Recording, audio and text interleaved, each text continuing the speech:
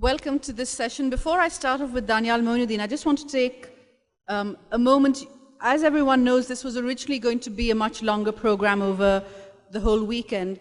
And sadly, there were a number of events that had to be cancelled, not through any fault of the organizers, but simply because we're now squeezed into one day. I want to at least mention the names of some writers from Pakistan who are going to launch books here, and to encourage all of you to go out and buy those books, even though you haven't had a chance to hear the writers speak.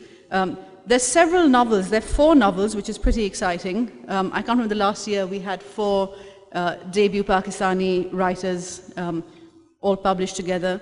And they are as follow: Nobody Killed Her, Sabine Javeri; This Wide Night, Sarwat Hussain; The Curse of Mohenjo-daro, Maha Khan Phillips; and The Still Point of the Turning World, Shahryar Sheikh.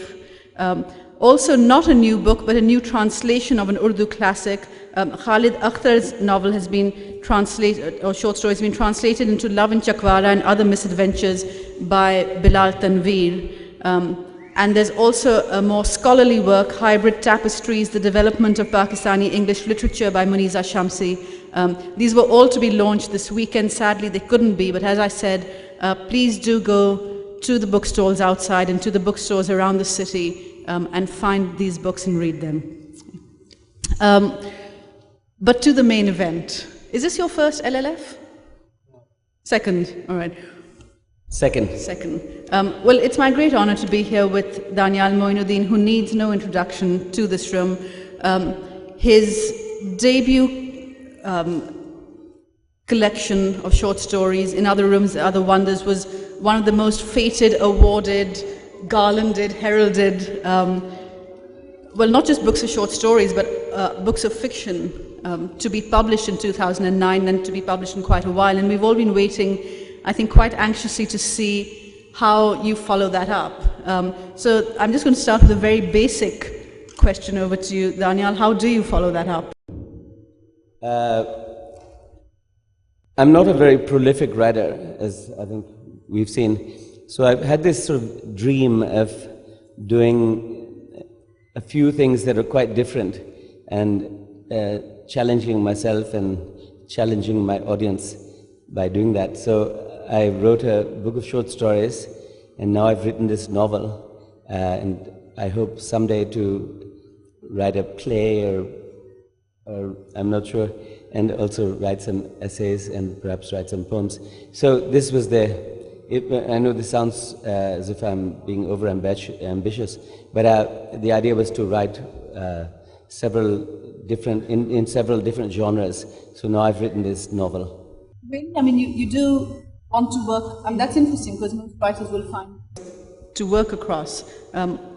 What is it that makes you, is it just an interest in all the different forms of prose? Yeah, I suppose, and also it's, it's to challenge oneself. One wants to stretch the muscles, Right. and writing is about, challenging yourself. So this was a different length, a different sort of whole way of approaching the problem of writing a story.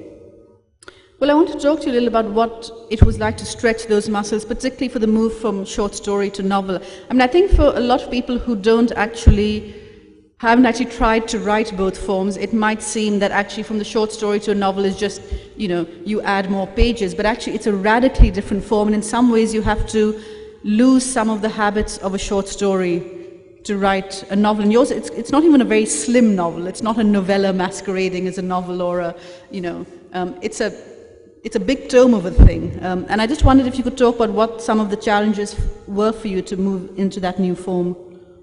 Kamila, let me just, because I'm sure, of course the audience doesn't know what I've been up to.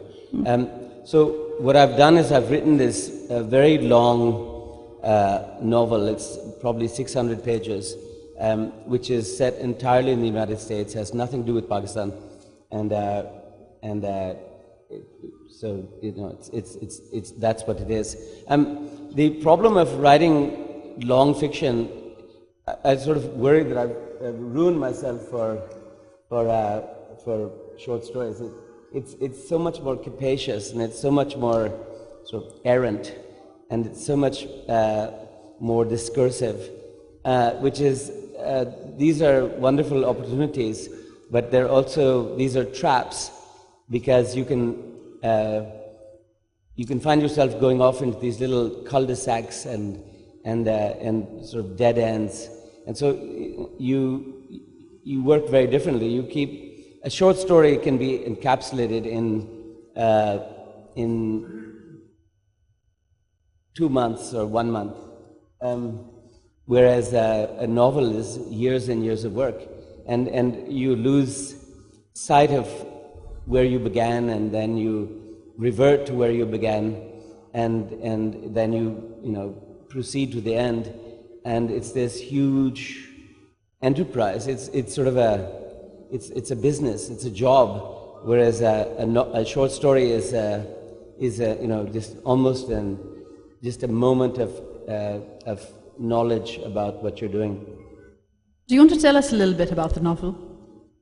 About the novel, about what it's about? Yeah, the novel is about it's about a young, very smart, very pretty girl, who lives comes from a very difficult background in Wisconsin. I have a long connection with Wisconsin, which is a state in America, and she comes from a family in which she's been abused in various ways by her father and just generally by her circumstance, and she by knit and by grit makes a success of herself, and she goes first to Madison, which is the capital of it's not the capital, but it's the cultural capital of Wisconsin. Believe it or not, such a thing exists. Madison's fantastic. Yeah, exactly. I love Madison. It's my favorite small city. She goes there, and then she manages to go to the university there, which is a very good one. And then she goes to New York, marries a wonderful, rich Italian guy, and sort of has that life. And then she proceeds. He dies, and then she proceeds to marry a very conventional New York lawyer, and has that life, which is the life of culture. It's opera and Carnegie Hall and books and friendships of the kind that one has in New York when you're pursuing these objectives or these entertainments. And so it follows her life, and then it sort of ends with a crash. And I'm actually going to be reading you a bit of the crash. So I'll save my fire. Well, do you want to read it now? Yeah, I'll read it now. This is the world premiere reading from this book. Is it, Daniyal? That's right. Yeah, we have the world premiere right here. Let's see now. Where is this? What's the name of the novel? The book is called "This Is Where the Serpent Lives," which is the first line of a poem that I love very much, a poem that I don't understand very well, called "The Auroras of Autumn" by Wallace Stevens. And I was sitting in my house, and I like to listen to poetry being read by the author. So Mr. Stevens, in all his sort of lugubrious and fascinating manner, reads, and the first thing he says is, I won't be able to equal his reading, but he says, "This is where the serpent lives." So now I have to find out how to do this. Yeah, let's see. No. Let's see, where the hell is this? Do you need some lights on? No, on stage, yeah. It's fine. There it is. Okay. So this the reading I'm going to do. Basically, my protagonist, whose name is Crystal, although she's changed her name to Chris as part of her move to New York, because Crystal is low-class, no-class name. So she's gone to her husband just died. This is actually the ending of the book. Her husband has just died, and she sort of realizes there's something wrong with the way in which he died and his attitude toward her. And she goes to the lawyer's office and discovers that he's left her no money. So she's been leading this glamorous New York life, and suddenly she finds that she's not going to have any money, and she's going to have to rethink entirely how she lives her life and how she conducts herself for what remains of her life. She's about 72, 73 years old. She's just come back from the lawyer's office. This is the morning after, when she's discovered that, this reality. In the morning, very early, she woke, lay in the dark room, willing it not to be true. What not to be true? That she didn't have the money to pay for her life? The house in the Hamptons belonged to her, in East Hampton. The house in the Hamptons belonged to her from her first marriage, but that alone must cost $30,000 or $40,000 each year with taxes, repairs, fuel. Even when she bought it with her first husband, he had paid the bills, and after he died, she had paid whatever bills came without consideration. She couldn't possibly afford this apartment that she was living in. Her own money, what was left of it, of the inheritance from her first husband, came to something more than $100,000. She had spent it freely all the years of the marriage, all her treats and indulgences. A voice, sibilant, whispered in her ear, "Sell the house in East Hampton." Shocked, spun, she saw her husband's, the husband who just died, his name David. She saw David's face. She comes from a town called Miller's Prairie. Back in Miller's Prairie, place of her childhood, all this would be a fortune. He wanted that renunciation. Yes, among other things, said the voice, matter of fact. He had known that he was not the love of her life. She had said it once too often, meaning perhaps 3 times late at night. The room crowded her. She needed air, light. The combines would be in the corn now back home. It would be cold, lines of bent yellow stalks, the trees around the fields washed with color. Go home, said the voice, and then something withdrew from the room. She twisted onto her side, hugged the pillow. In the mirror, the face she saw did not seem to be her own. Her uncle's wife had fallen sick with dementia until finally she couldn't recognize her own face in the mirror and developed a conviction that her husband was having an affair with that stranger. Crystal lay down again in bed and remembered the nonsense poem that Lanzio, her first husband, would recite, the pain story, talismanic, the one about Isabel who met a ravenous bear. Isabel didn't worry. Isabel didn't scream or scurry. She washed her hands and she straightened her hair up. Then Isabel quietly ate the bear up. Scraps of memories prickled upon her skin like sun. Thank you.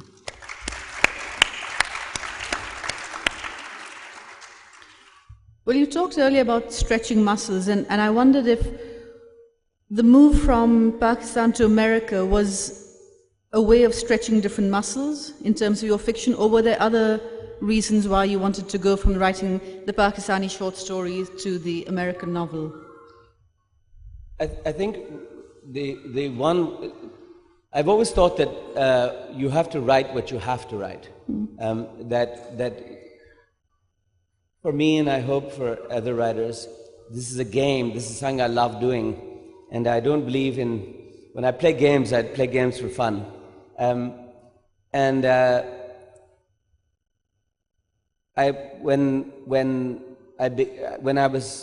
my mother died, and I was working on another novel, I was about halfway through it, and then this story became insistent, and I couldn't finally, I resisted and resisted telling this story because it was too painful to me. about my mother's death. And finally, I couldn't resist it any further. And so the story took on its own life. And I began writing it. And I've been at it for 7 years, trying to understand both my mother's death, and that was the initial impetus.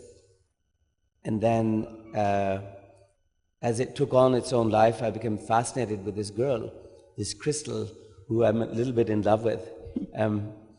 This pretty girl from Wisconsin with a lot of spunk and a lot of intelligence and a lot of will and a lot of strength, and this girl who tries to remake her life, and I adore her. And it's sort of a Bildungsroman, which means that the book about a woman who's trying to become something larger than she was born into.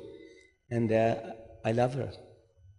There are some male writers who notably don't have central female characters, and when asked about it, say, women are a mystery to me or whatever.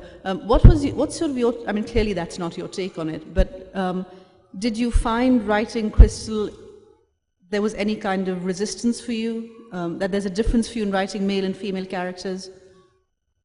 Look, Kamila, as you know very well, when we write, we put on masks. Yeah. And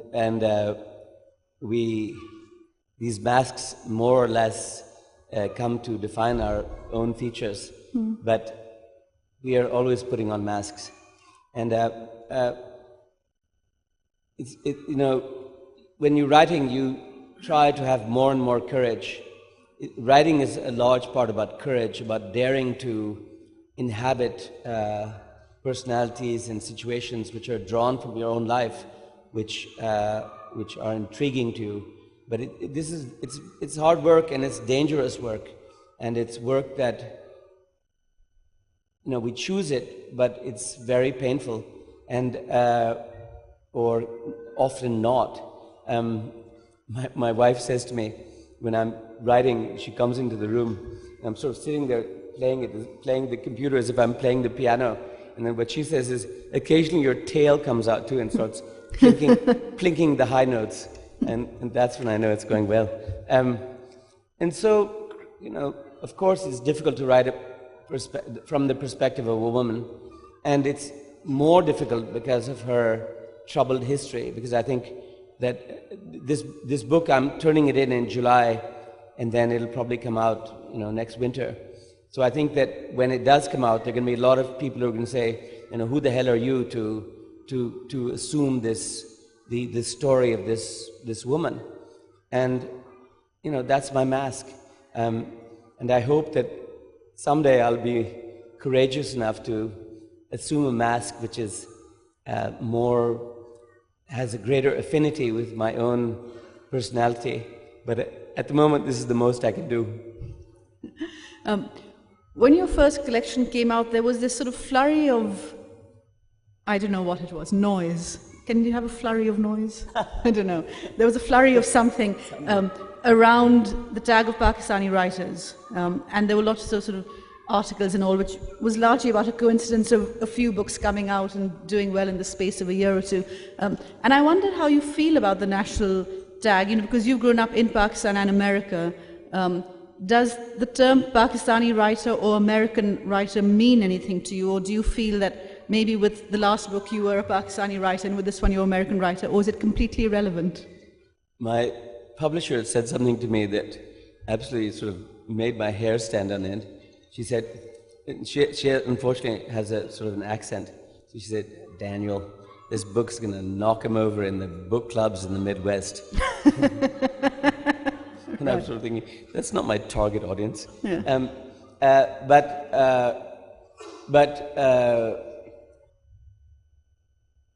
I mean, it's become, the world is globalized, as you all know. We all sort of, more and more, I think in the past, you read books, or if you did read, you read books that came from different cultures, and you were, therefore you became a citizen of other places in a certain sense. now, we all look at our phones and we look at TV and we look at, all the media and, WhatsApp and Snapchat and all these things. And, well, I'll put it this way. I was at my farm a while ago, and there was these two little boys sitting against a mud wall who were looking at a phone. So I was very curious what they were looking at. So I went up to them and said, I'll speak in Urdu. I said, "आप क्या देख रहे हैं?" I said, हमारा एक दोस्त है London में, उसके साथ हम WhatsApp कर रहे हैं. So these little kids, these ragamuffins, had that exposure. So of course it's I suppose that some of the people who've liked my first book will be a little surprised to see that I've written something that has so little to do with that first book. But I don't think that the audience will be that challenged just because they're exposed. Yeah. This may be totally off base and irrelevant, but as you were sort of reading and talking about the book, I was thinking about the fact that sometimes as you're writing a novel, because of course it takes a space of time to do that, and the world sort of changes around you as the novel is being written. And we're now in a world where we're hearing about the other America, which is Trump's America. And I wondered whether Crystal... By the way, yeah. I have a rule whenever we're socially together, which is no Trump. We're not allowed to talk about it. Well, let's not talk about Trump. Let's talk about, is Crystal and the life in Wisconsin, is it in some way the other America?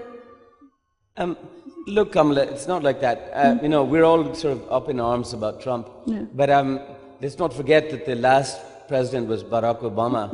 And I would sort of crawl on my belly over gravel to shake hands with that man. I respect him tremendously.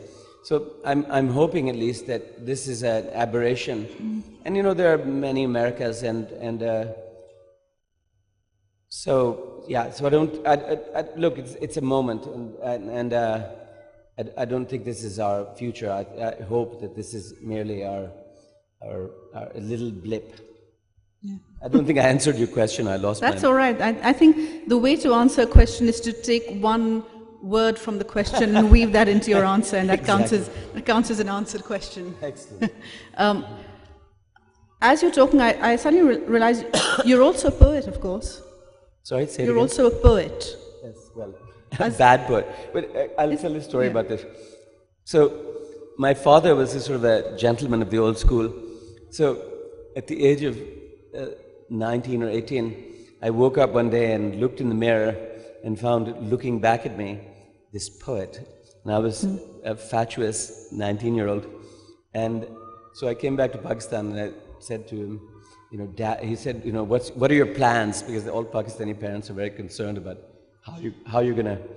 what you're gonna do. And I said, well, Dad, I've decided to be a poet. So he got this sort of look in his face, which was a look I recognized. It had slightly the character of a man who's just sucked on a lemon.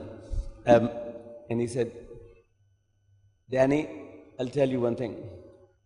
6 generations of our family have written poetry, all of them badly. So I think I'm the 6th. So my poetry is my great love, and is one of my great loves in terms of literature. I love it all, but poetry is very difficult. Fiction you can write by will and by thrill and by hard work and by forcing yourself to do it and by enlarging yourself and by determination. But poetry is, famously, you sort of stand out in rainstorms and hope to be hit by lightning. And unfortunately, I felt as if I didn't get hit by lightning often enough, so I decided to become a fiction writer instead. Do you write poetry now, though? I do, but not very often. I've sort of withdrawn from it because I feel as if it withdrew from me. I was hurt by the fact that I couldn't become a poet. And so it's this glowing entity, this alternate personality that I might have had, but I was unable to have. I don't know if I would call it a failure, but I would certainly call it a dead end in my life. What was your first love in terms of reading? Was it poetry or short stories? Can you remember even? My mother, I think my mother's great dream was that I would be a writer, which of course she was very careful to conceal from me. And when we were little, I can remember her singing Blake to me with the tune that she made up. You know, go and catch this one, in fact, go and catch a falling star. But also Blake and other things. So that was mother's milk for me, were these songs that when I was so small that I was barely able to speak, she sang to me. And who are the loves in terms of novelists, or the maybe influences, maybe loves, whichever? I've reached the age where I've become slightly ossified, perhaps. I just a couple of days ago reread The Great Gatsby, and I'd read it last about maybe 20 years ago. Now I was expecting it to be. I was expecting it not to be as good as it is, in fact. And there was a moment when I was about in the middle of the book, and you know, writers are so critical of other writers that there was a sort of sigh of relief in my head when I thought, well, Fitzgerald isn't that good. And then I got to the end, the scene where Gatsby is murdered, and the narrating voice sort of breaks up almost and becomes irrational and sort of poetic, and it destroyed me. It made me realize why I want to be a writer, because I want to be able to try to do something like that. And it was, of course, it's a work of genius. But you know, you earn your accreditation as a writer on little moments, because especially with longer pieces, there are long bits of prose and then there are brief moments of poetry, which are also intrinsic to novels. So that's how I proceed in terms of books. That I have a few things that I take my cue from, and so that's the answer. How does, this might be an unfair question, but I'm going to ask it. How does In Other Rooms, Other Wonders look to you now? I haven't read those stories for ages. Yeah. And a while ago, about, I don't know, a year ago, I was in somebody's house and the book was lying around. So I picked it up and thought I would read I just opened it at random and started reading. And what was interesting was that wasn't me. I mean, I was no longer that person. And initially it seemed very broken and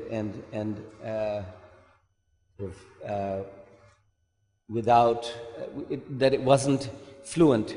And then I read some more and I thought, well, at the time I did my bloody best and that's all I can do. Fair enough. When you were growing up, you were doing quite a lot of moving between America and Pakistan, weren't you? Do you think books played a role in your life then, in terms of, because it can be sort of for a child quite disorienting to, were there sort of a constant thing you had with you? What were books to you when you were younger? When I went to high school, I sort of decided, I was sent away to boarding school. So I went off to this boarding school in Massachusetts.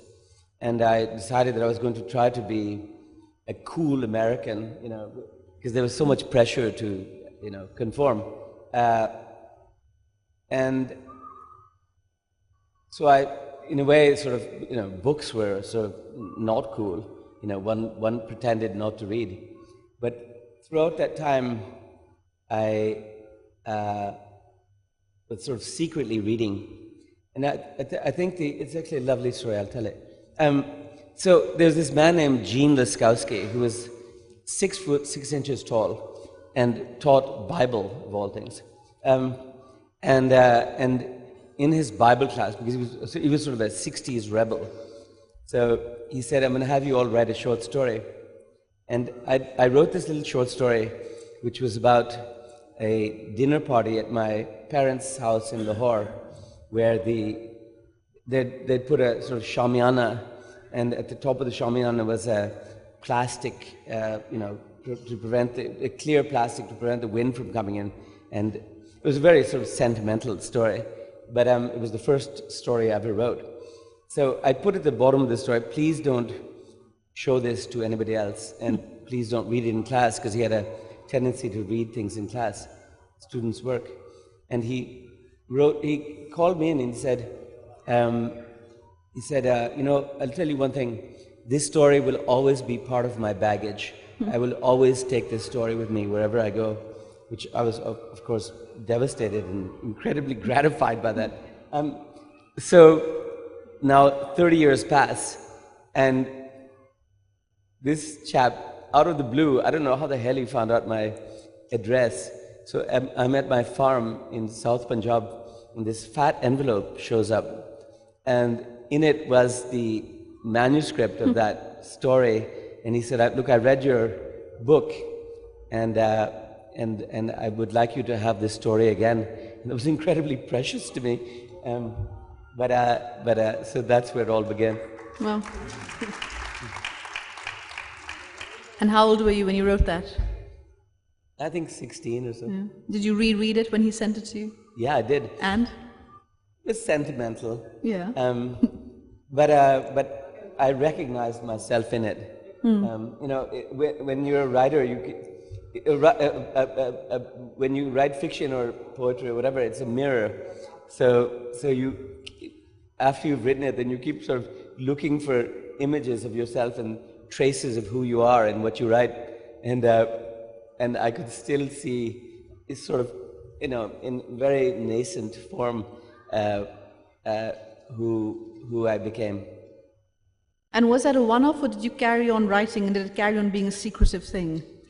After that, I sort of, you know, a couple of years passed, and actually the thing that sort of triggered me was Eliot. And I read Eliot, and suddenly I discovered that I was a poet, which of course is a false discovery because I'm not. And then I went on from there. I wrote poetry for many years. You do talk about poetry as if it's sort of the lost love, or the one that got away. Totally. Yeah. I think of, I like military history and I like airplanes. So I think of the poets or the fighter pilots. They have these nimble airplanes. And the fiction writers are the bomber pilots.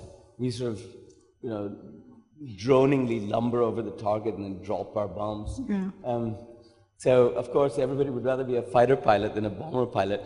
And I do feel that as if I'd been given that opportunity, I would have preferred to take that. Does non-fiction call to you at all? I love non-fiction. Non-fiction is fiction. Yeah. There's no bloody thing as non-fiction. But it's just another mask if done properly. Yeah, I love that. In fact, I'm thinking that after this book, I'm going to write a book of non-fiction about my childhood, which will just be this wonderful new. When I talked previously about wanting to do different things, and certainly a book of non-fiction, a memoir, would be one of those different things. And then opera libretto? No, I'd love to write a play. Yeah. I would love to, which is very difficult because I don't think I'm very good at dialogue. But I would love the opportunity to write a play and then be involved in the staging of the play. And I just think that would be such a different thing. I spend my life sitting alone in a room, creating something or trying to. And I think it'd be so exciting to sort of suddenly have these actors and actresses embodying what all those thoughts that you had in the privacy of your room. I wrote a very short piece, which was a monologue, which was then, there was an actor doing it, and I was watching with the director, and the director was saying to the actor, now you say this thing, why are you saying that? And I'm thinking as a writer, well, he's saying that because I needed to get the information across. But it's really interesting how you're suddenly forced to confront what the different form, the demands it's putting on you, and how actors are responding to words. What's your relationship to the stage? Is it... When I wrote my book, I was, I'd never been on stage, so I thought I would hate it, going on stage and sort of doing this, the dog and pony show. Yeah. Instead, I found that I was a great ham. I loved being on stage. But that's a separate matter. But I don't know. I'm just fascinated by the idea that something that is so privately embodied can then become somebody else's property in a presentation of your work. So the challenges of it I haven't thought about it very much because that's not what I'm immediately planning to do. But I just think that the challenges of that embodiment and that the relation that one would have to that embodiment would be fascinating and fun. And there are all these people out there sort of putting out your words. Yeah. I'm going to open it up to the audience now. So could we have the lights on, please? Hi, I'm currently a second-year student at Dartmouth College, and I also happen to go to boarding school like you, so I was wondering how your education influenced your writing and whether you think that it really shapes the way we think in terms of our imagination and the way we view society. Look, I feel as if I was very blessed, and I think the way in which I was blessed most was by the fact that both my mother and father were literate people, and they tried to help me to become literate. So of course, and part of the way they did that was by sending me to good schools, and I was a terrible student. Sort of flogged me with a length of sugarcane to try to make me better, and it took I was resistant as all people are, but finally it took hold. So of course, education was the key. Other questions or other hand raised? Gentleman in the front row here. Daniyal, you said that you divide your time between Pakistan and the US. Can I ask you, which culture of the two gives you more inspiration for writing? It doesn't work like that. It's not like that. It's not that one or the other culture gives you inspiration. Please don't do that. It's a stream of consciousness out of which one operates. So you go here and you go there, and that all is the sort of package of your influences.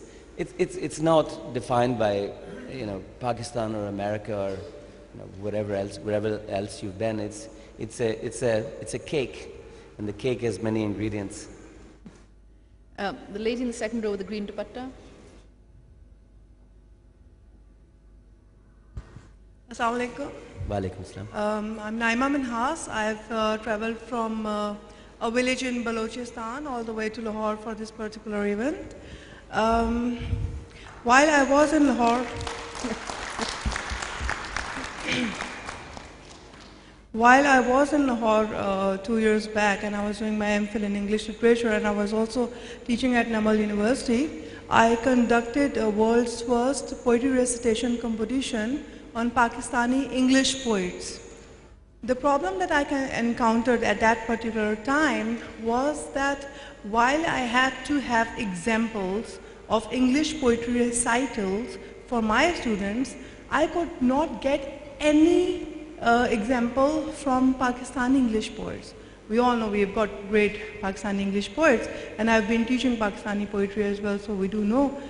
But I couldn't get any. What I had to do was that I had to show the recitals from YouTube of American poetry recitals at their universities. So what do you propose? How can we help the situation? Because inshallah ta'ala, the second poetry recitation competition on Pakistani English poets is going to be held in October in a village in Balochistan whose name is not even on the Google. So we are working on that, but I would like you to guide us on this respect because there are two things. The first thing is recognition of our own poets.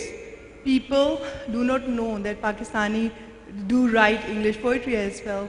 I want my students to get this particular confidence that they are seeing in front of them on, in the form of audio or in the form of video recitals of good poetry in English, and those people are Pakistani. So what would you recommend? How can we go about? Thank you.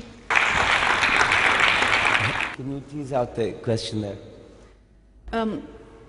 Sorry, the sound isn't very good. I think Yeah, it's that good. she's working. She's had one Pakistani English poetry recitation. The question is that we want to conduct second poetry recitation competition on Pakistani English poets. We do not have any examples in the form of video or audio that we can show to our students that this is a Pakistani poet. Look how beautifully he's reciting a poem.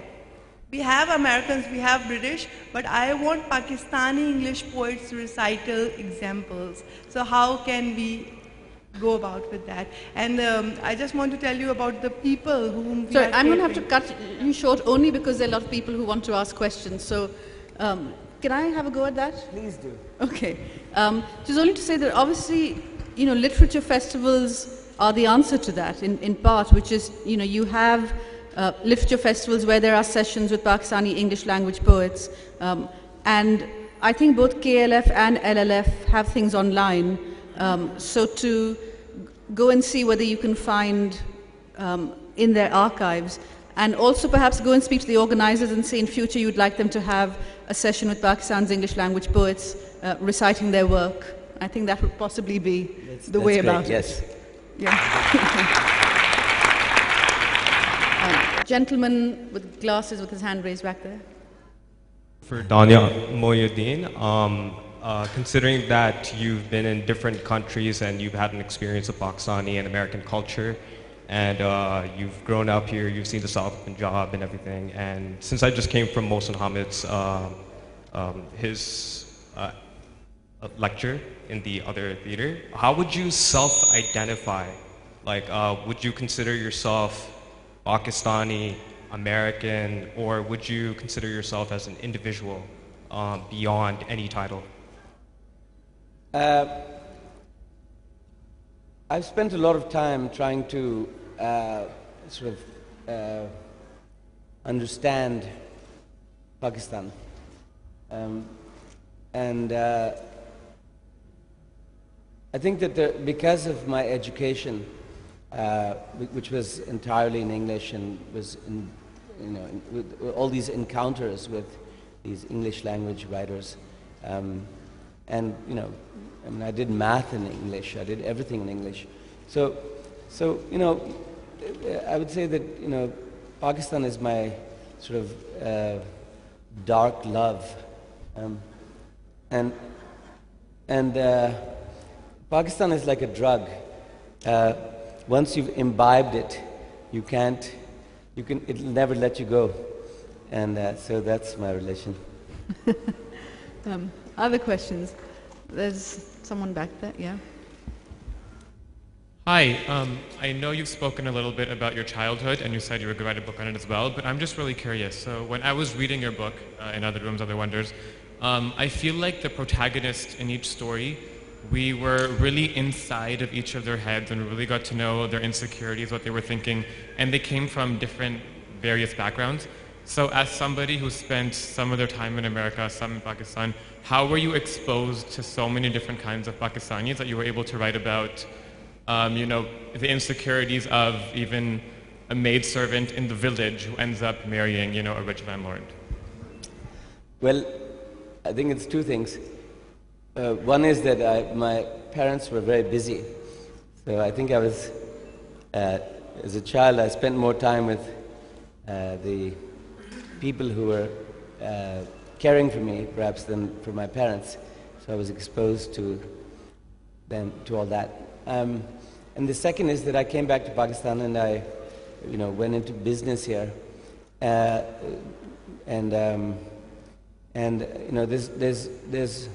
a saying, you never know more about somebody than by handing them a bundle of cash or having them hand you a bundle of cash. So business is a great way of getting to encounter people. And so I think that was the second part of the puzzle. Other questions? Gentleman in the back there with his hand raised. I am Mahmood Gilani, entrepreneur in Lahore. Although Lahore's trade, literature and money very difficult, but I curtailed time to come here, sacrifice my money. As a writer, I want to ask that, being a writer, what is your discovery process? Because you mentioned that in your early age, like in 16, you wrote a manuscript in which we got later. But I want to know that, is it your innate qualities which you have during your life or whatever you got from your inheritance or from your genes, that play an important role, or what you evolve as a human and transformation process in yourself, that make an impact as a writer, and how and when you think that there's a real writer in you and you want to communicate with the outside world? Thank you. Many are called, few are chosen. If you're writing because you want to make money or you're writing because you want to be famous, then you're in the wrong business. You write because you love it and you hope for the best. And I think that's the way you do it. I think part of the question is also a sort of question of, are writers born or made? Is it, if you have a family of sort of 6th generation of poets, is there something, all of them badly. Is there something genetic that calls you to writing, or is it? I don't think it's genetic. But I went to an MFA program, and which is a Master of Fine Arts, where you're doing fiction writing. And on the third day, I knew who was good and who was bad. You can tell it's a gift. I mean, practice helps, and I think that okay ones can become very good ones by beating their heads against it. But there's a spark that has to be, that is inborn. Mm. Anyone else? Oh, then the second row.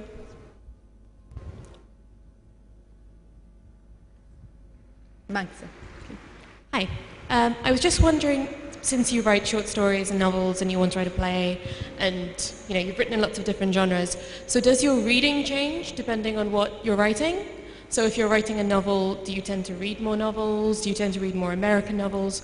Does your research come from just meeting people, as you say, or do you actually, read books and think this is vaguely what I want it to sound like?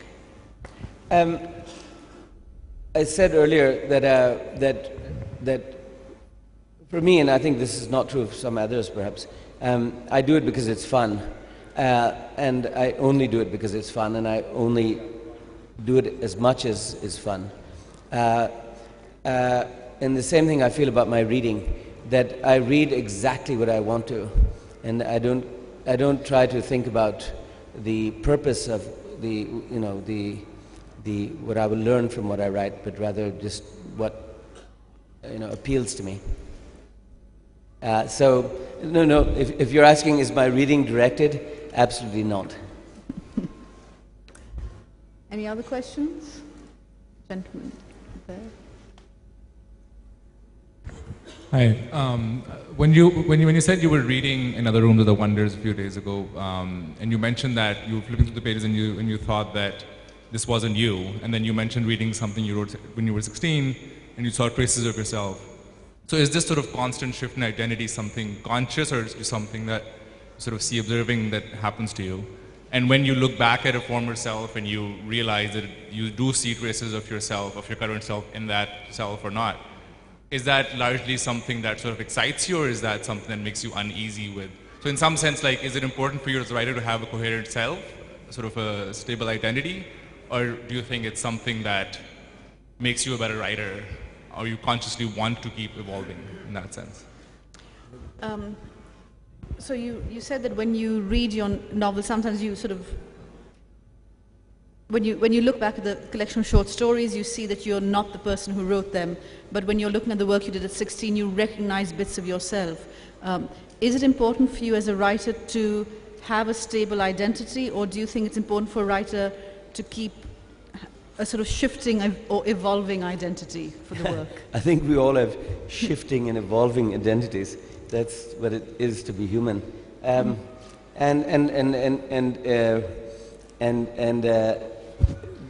The man who writes and a man, this sounds bad, look, the man who writes and the man who lives are the same.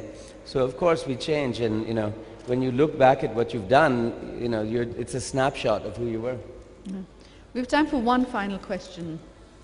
There's a lady back there with her hand raised.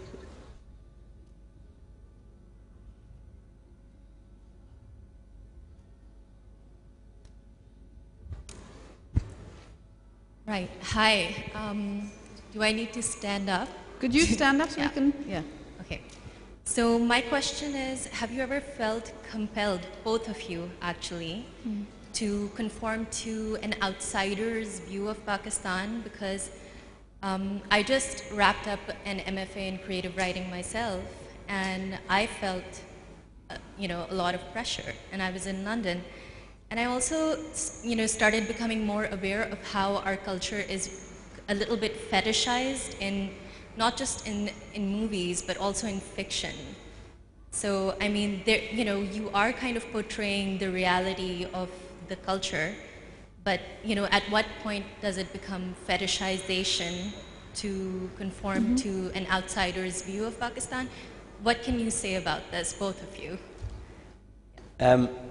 I think that writers are generally sort of disaffected, and they're not the cool kids. They're the ones who didn't fit in. So I think writers always fetishize because they feel a remove from. And Kamila, you can correct me. They feel a remove from the place they live and the way they've lived and the people they know, writing requires perspective. I'll leave it at that. Yeah, I think that's it. You're sort of observing differently, or you're observing more powerfully, even if you're living in a place. But I think that's a slightly different thing to conforming to outsiders' views. I mean, it's not that you're saying, I will write about Pakistan in this way because other people want me to. It's more that you're noticing more acutely, I suppose. The choices as a writer are actually surprisingly limited, because you have to, when you do it, you have to conform to your own perspective again. And so one is constrained by personality and by education and by who you are. So yeah, I think there's nothing that hits the wrong note in a piece of fiction more than dishonesty. You can tell it. And anyone who's read Daniyal's first book and heard the extract of the second knows that there's not a whiff of dishonesty about it. So thank you, Daniyal. Thank it's been you. a pleasure to speak to you.